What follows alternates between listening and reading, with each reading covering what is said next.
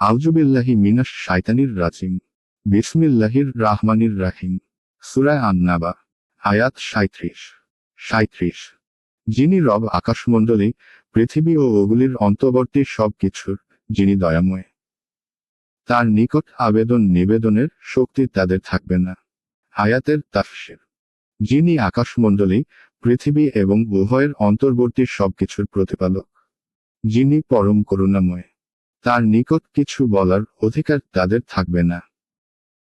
এক অর্থাৎ তার মহত্ব, ভাবগম্ভীরতা ও মহিমার অবস্থা এমন হবে যে আগেভাগে তার সাথে কথা বলার হিম্মত কারো হবে না। এই জন্য কেউ তার অনুমতি ছাড়া কোনো প্রকার সুপারিশের জন্য মুখ খুলতে পারবে না। আয়াত 38। সেদিন রূহ ও মালাইকা, ফেরেশতাগণ সারিবদ্ধভাবে দাঁড়াবে।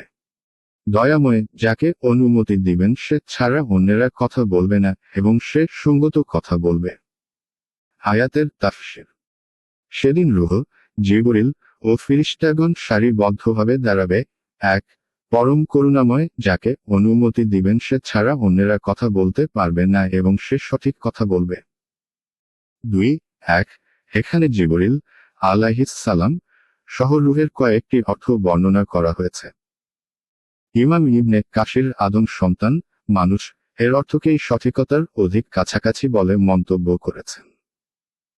2 এই অনুমতি আল্লাহ তাআলা ফেরেশতাগণকে এবং স্বীয় পয়গম্বরগণকে দান করবেন এবং তারা যা কিছু কথা বলবেন তা হক, সত্য ও সঠিক বলবেন।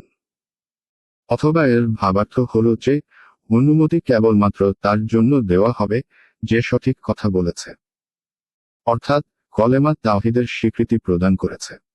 আয়াত 39।